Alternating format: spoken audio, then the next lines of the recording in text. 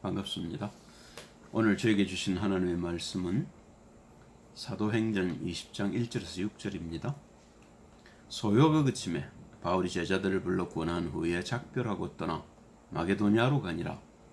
그 지경으로 다녀가며 여러 말로 제자들에게 권하고 헬라에 이르러 거기 석 달을 있다가 배 타고 수리아로 가고자 할 그때에 유대인들이 자기를 해하려고 공모함으로 마게도냐로 다녀 돌아가기를 작정하니 아시아까지 함께 가는 자는 베르야 사람 부로의 아들 소바도와 데살로니가 사람 아리스다고와 세군도와 더베 사람 가에오와 및 디모데와 아시아 사람 두기고와 드로비모라. 그들은 먼저 가서 드로아에서 우리를 기다리더라. 우리는 무교절 후에 빌립보에서 배로 떠나 닷새 만에 드로아에 있는 그들에게 가서 이래를 머무니라. 에베소에서 이제 바울이 사역을 마치고 데메드리오 은장색 때문에 소요가 일어나니까 이제 피할 시간이 됐다고 생각한 거지요. 그래서 옮겨가는 것이 이제 마게도냐입니다. 그 전에 에라스도와 디모데를 보내서 마게도냐를 먼저 가게 하고 아가야를 가게 하지요. 그때 디모데 편에 바울이 디모데 고린도 전서를 보냅니다.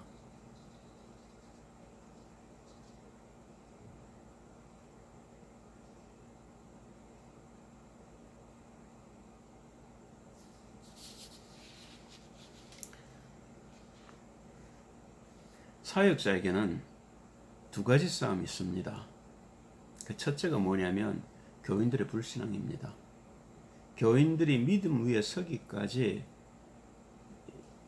이제 사역자들, 특별히 이제 요즘 말로 하면 목사들이겠죠. 목사님들이 하는 일들이 그게 사실은 목회지요. 그 두 번째 싸움은 뭐냐면 이제 세상과의 싸움입니다. 그런데 특별히 세상이라고 그래서 불신자하고의 싸움이 아닙니다. 불신자들은 뭘 모르기 때문에 싸울 건더기가 없어요. 종교인들과의 싸움인 겁니다. 그 예가 사도행전 19장 24절에서 41절 그 데메드리오 은장색과의 싸움이죠. 그리고 사도행전 20장 3절에도 보면 유대인들이 계속 바울을 다치려고 합니다. 유대인들은 하나님을 잘 아는 사람들인데 하나님을 증거하는 걸 그렇게 목숨을 걸고 막으려 든단 말입니다. 최삼경이라는 인간이 있습니다. 이 친구가 아마 미국 유학을 한 모양인데요. 합동 측 목사였는데 돌아가니까 이제 자리가 없으니까 통합 측에 자리를 얻어서 목회를 한 것 같아요. 그런데 이제 미국 유학도 했겠다. 좀 머리에 든 게 있다고 생각했는지 통합 측에서 이대위를 만들어 놓고 거기다 이 친구를 넣어 놓고 이제 자기네들에게 맞지 않는 교리가 틀린 부분들이 있는 사람들을 정죄하기 시작합니다. 34명이 통합 측에서 이단으로 정죄를 받습니다. 그 중에는 이제 조영기 목사도 있고요. 네로라는 목사들이 많지요. 그런데 사실은 이 최삼경이를 한기총에서 이단으로 정죄를 했습니다. 그 이유가 뭐냐면 이 친구가 주장하는 게 삼신론이에요. 삼위삼체라는 겁니다. 그리고 마리아가 월경이 없었으면 예수님을 잉태 못했다는 겁니다. 말도 안 되는 얘기를 했거든요. 그리고 또 한 가지 기적 종료설입니다. 모든 기적은 초대교회 이후로 끝났다는 거죠. 그러니 보셔요. 조영기 목사님 만진병도 일으키고 눈먼 장님도 일으키고 하는데 이단이라는 겁니다. 한기총에서 기회를 주었습니다. 변명해보라고. 변명할 거리가 없죠. 교리가 틀렸는데 제가 생각하는 생각이 이번 통합측 목사들하고 다 틀린데요. 그러니까 오히려 한기총이 잘못됐다고 대들고 변명을 안 했습니다. 그런데 더 문제는요. 통합이나 합동이나 고신 같은 이 큰 교단들이 특별히 통합 측에서는 자기 교회 사람이라고 생각하니까 두둔을 하는 겁니다. 그게 맞습니까?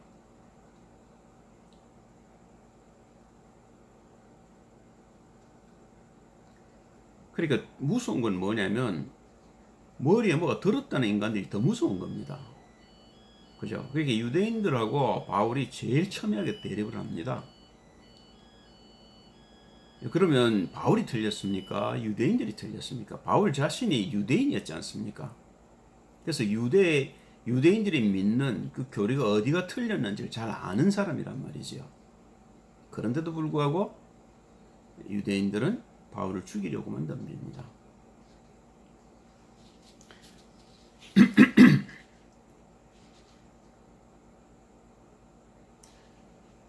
고린도전서 1장 11절 12절을 보면 내 형제들아 근로의 의지 편으로서 너희에게 대한 말이 내게 들리니 곧 너희 가운데 분쟁이 있다는 것이라. 이는 다름 아니라 너희가 각각 이르되 나는 바울에게 나는 아볼로에게 나는 게바에게 나는 그리스도에게 속한 자라 하는 것이니. 보셔요. 고린도 교회가 바울에게 갖고 있는 불만이 몇 가지가 있었는데 가장 대표적인 것이 바울의 사도권에 대한 불만입니다. 그러니까 그런 얘기를 하는 거죠. 그리스도는 당연히 우리가 믿는 대상이니까 뭐 당연한 것이고 그리스도파가 그 직계 제자 베드로 믿는 것도 당연한 것으로 보입니다. 아볼로는요.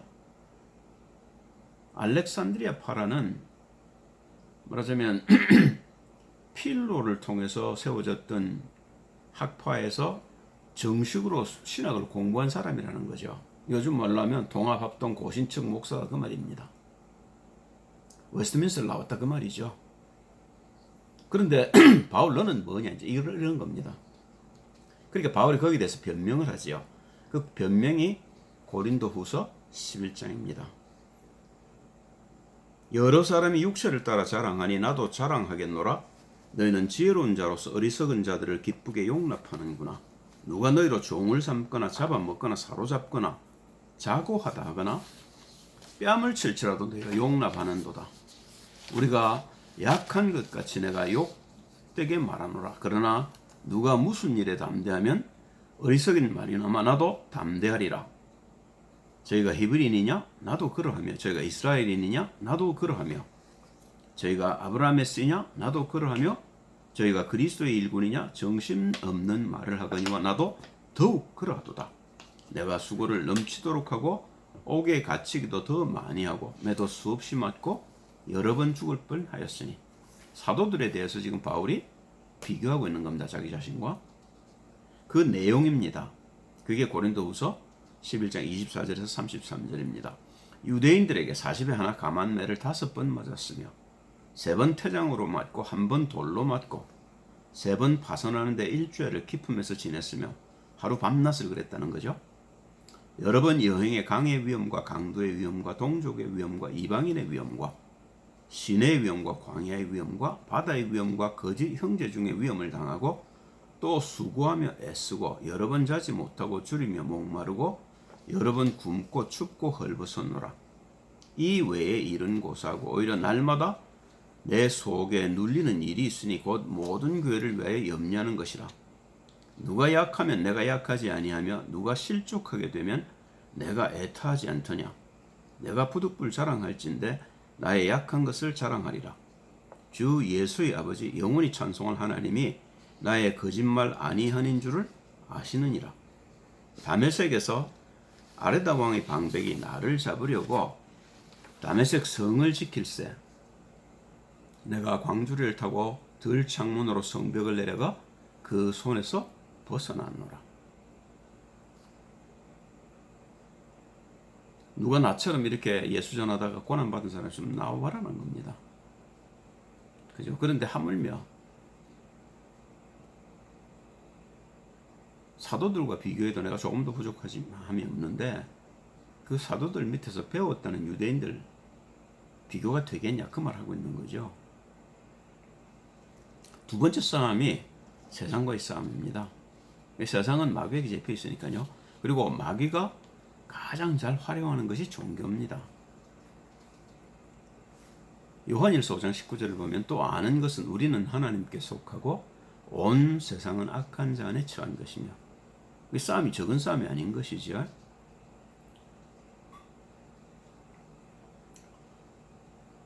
종교인이 불신자보다 훨씬 더 악합니다. 아이시스 보셔요. 그 사람들이 하나님을 믿는 사람들인데 기독교인들 목을 칼로 자릅니다. 살아있는 사람을요.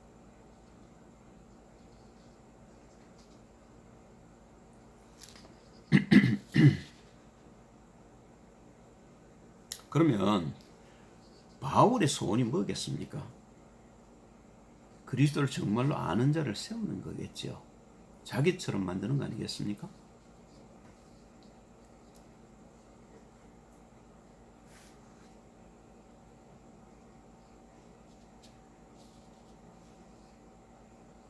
골로새서 1장 28절 29절입니다.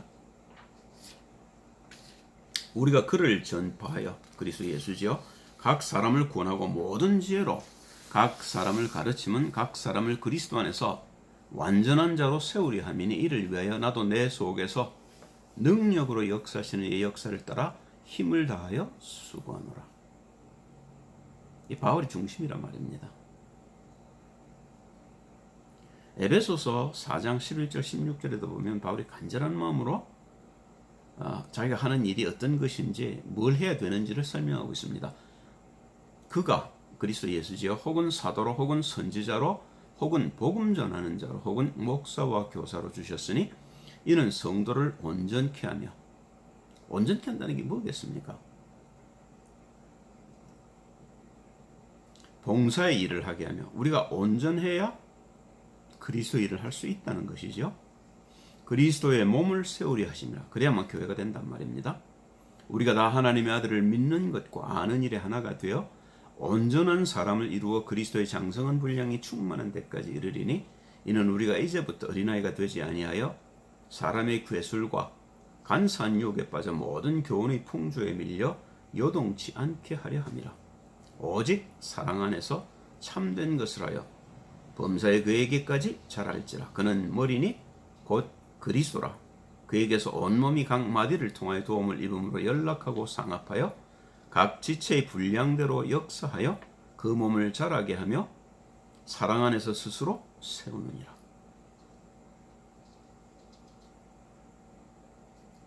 이 일 때문에 이것 때문에 바울이 1차, 2차, 3차 여행을 하고 이 일 때문에 그렇게 세워진 제자들을 파송하는 겁니다.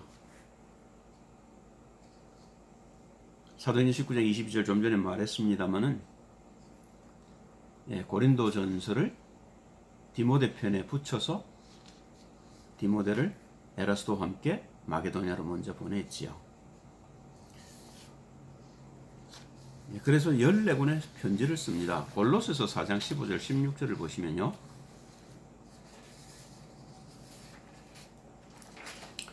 라오디게아에 있는 형제들과 눈바와 그 여자의 집에 있는 교회 문안하고 이 편지를 너희에게서 읽은 후에 라오디게아인의 교회에서도 읽게 하고 또 라오디게아로 쏘는 편지를 너희도 읽어라. 서신서를 쓴 목적은 바울이 자신이 직접 갈 수 없기 때문인 것이지요. 그래서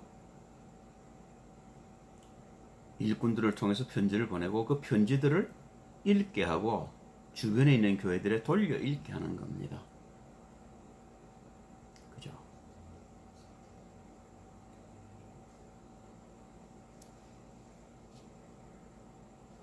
이렇게 세운 제자들의 이름들이 이제 곧곧 이제 말씀에서 나옵니다. 사도행전 20장 4절을 보면 아시아까지 함께 가는 자는 베레아 사람 부르의 아들 소바도와 데살로니가 사람 아리스도가와 세군도와 더베 사람 가요와 및 디모데와 아시아 사람 두기고와 드로비모라. 여기 누가도 포함되죠. 로마서 16장에 보면 제일 먼저 나오는 이름이 베베입니다. 갱그레 여집사 베베. 왜냐하면 로마서를 심부름했다고 여겨지는 사람이죠. 그러니까 베베대 먼저 언급하고 두 번째로 언급되는 게 브리스가와 아굴라 부부입니다. 그리고 그이들이 이미 로마에 가서 교회를 하고 있었던 것 같아요. 그 교회에 문안하라고 합니다. 로마서 16장에 보면 약 30명가량의 사람들의 이름이 나오는데요.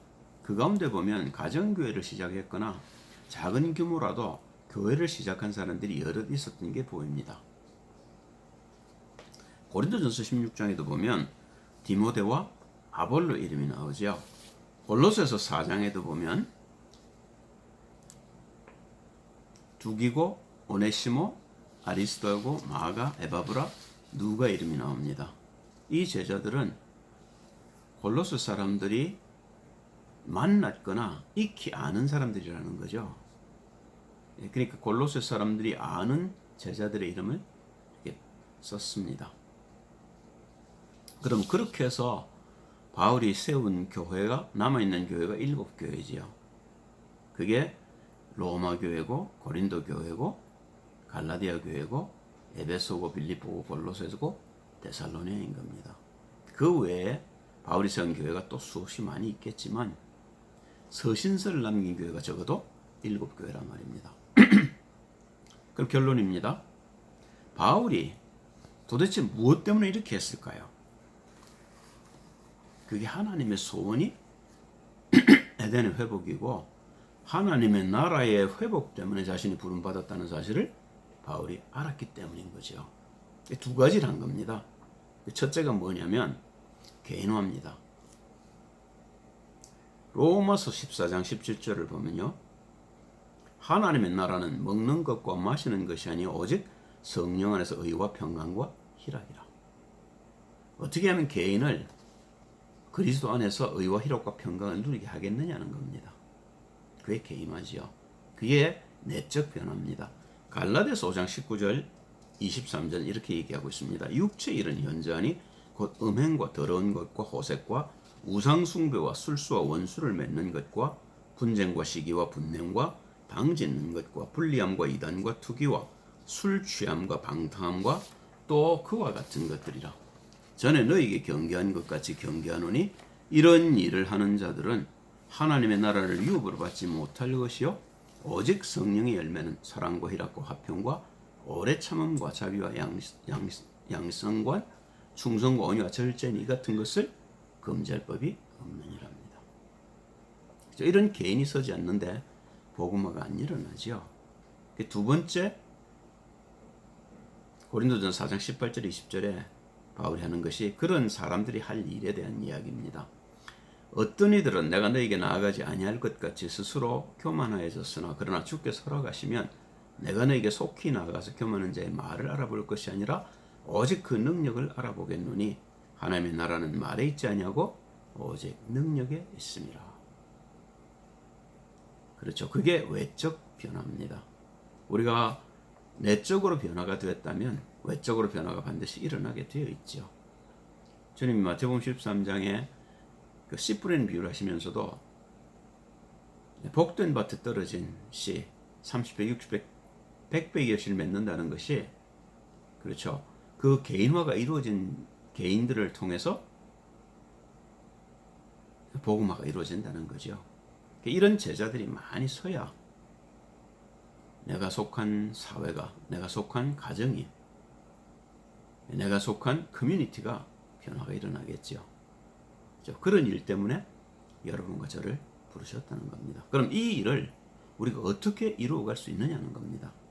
우리에게 바울 같은, 아볼로 같은, 베드로 같은 선생이 없는데요. 그래서 우리가 말씀을 보는 겁니다. 하나님 우리에게 주신 것이 이 말씀 속에 이 모든 것들을 다 넣어 놓으셨어요. 그래서 우리가 말씀을 보고 우리 자신을 조금씩 변화시켜 가는 겁니다. 그게 예배고, 그래서 예배가 중요한 거죠. 예배를 통해서 우리가 변해지는 만큼 사람들은 우리를 보고 변하게 되어 있는 거죠. 그렇게 해서 여러분과 저를 부르셨고, 그래서 오늘도 우리가 예배를 보는 겁니다. 제일 중요한 것은 여러분과 제가 우리 내부를 바꾸는 겁니다. 우리가 얼마만큼 성령으로 충만하고 우리가 얼마만큼 죄에서 벗어나는지가 우리를 통해 이룰 하나님의 복음에 우리가 어떻게 쓰임 받느냐의 관건이라는 거죠. 기도합니다. 할렐루야. 주님 찬양을 드립니다. 날마다 주를 바라보게 도우시고 주님 주신 은혜 속에서 변화 일어나게 하셔서 우리를 통해서 사람들이 주를 바라볼 수 있게 도와주옵소서. 주 예수 그리스도의 이름으로 기도합니다.